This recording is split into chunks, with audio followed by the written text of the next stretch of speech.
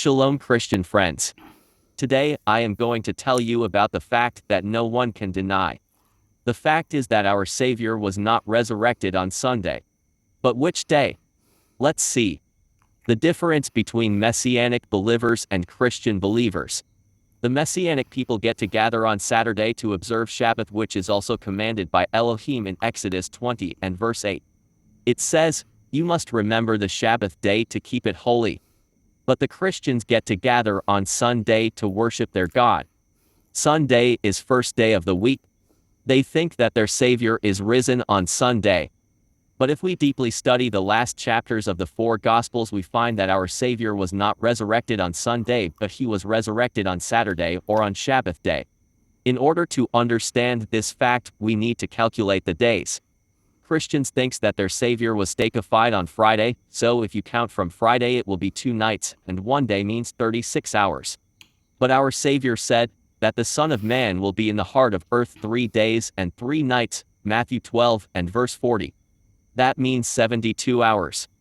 One reason so many believe Messiah died on Friday is actually quite sensible. The Bible explicitly says the day of the steification was called the day of preparation, Luke 23:54. This means the next day was a Sabbath. Everyone knows the Jews keep a Saturday Sabbath, so they naturally assume this preparation day was a Friday. But the Apostle John was even more specific. The Jews intended to break Messiah's legs, which would have violated the prophecy that a bone of him shall not be broken, John 19:36. Psalm 34:20. Why would the Jews do this?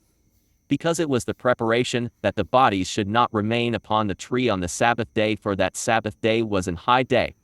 John 19:31. Note that expression high day does not denote the weekly Sabbath.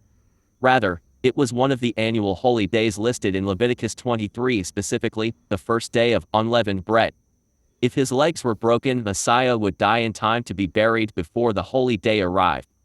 But the scriptures show he was already dead when the soldiers arrived. These annual holy days can fall on any day of the week, not necessarily on Saturday. For example, the Passover was on Wednesday, just as it was in 31 AD, the year of Messiah's death, as the Hebrew calendar shows.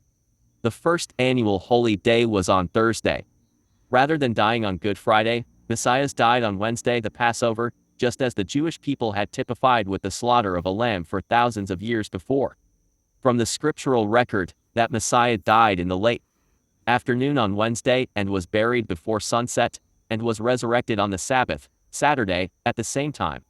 That is the fulfillment of the only sign Messiah gave, the sign of the prophet Jonah.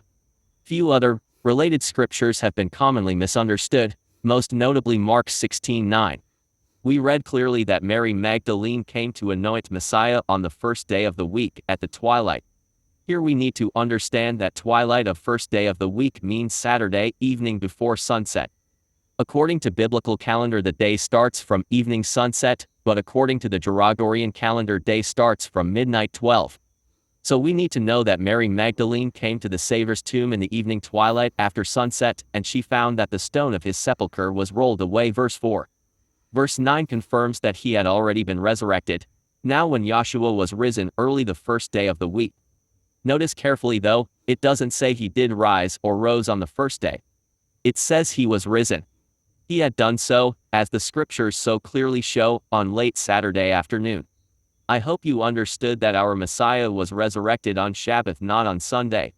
Therefore, worshiping on Sunday is meaningless, but worshiping him on Sabbath is a blessing and obeying his commandment. Thank you for listening this message. Yours brother Benyahu, Bangalore, India.